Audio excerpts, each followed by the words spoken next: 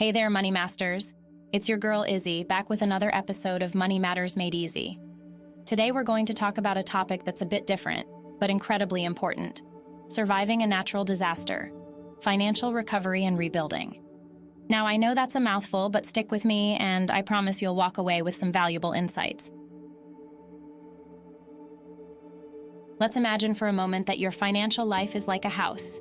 You've spent years building it, brick by brick, making sure it's sturdy and secure.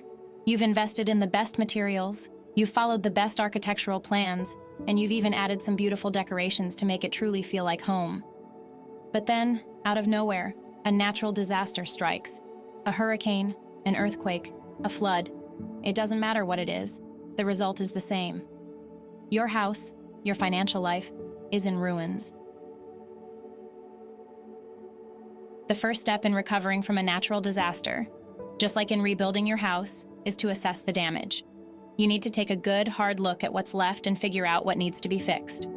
This could mean evaluating your savings, checking your insurance policies, or even just taking stock of your physical possessions.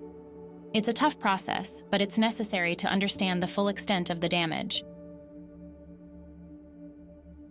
Next, you need to start the rebuilding process.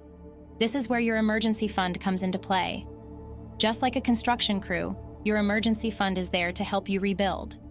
It's the money you've set aside specifically for situations like this, and it's going to be your lifeline in the days, weeks, and even months following the disaster. But what if your emergency fund isn't enough? Well, that's where insurance comes in. Insurance is like a safety net, catching you when you fall. It's there to cover the costs that your emergency fund can't handle. Whether it's home insurance, car insurance, or even life insurance, it's all designed to help you get back on your feet after a disaster. Now, rebuilding after a disaster isn't just about the physical and financial aspects. It's also about the emotional and psychological recovery. It's about finding the strength to move forward, even when things seem impossible. This is where your support network comes in. Your friends, your family, your community, they're all there to help you through this difficult time. They're the emotional scaffolding that holds you up while you rebuild. And finally, once you've rebuilt, it's time to fortify. This means taking steps to ensure that if another disaster strikes, you'll be better prepared. This could mean building up a larger emergency fund, investing in better insurance, or even just learning from the experience and making smarter financial decisions in the future.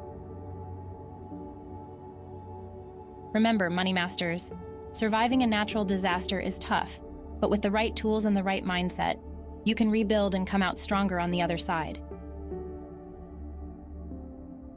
Before we wrap up, don't forget to hit that like button if you found this video helpful, and subscribe to the channel for more financial wisdom.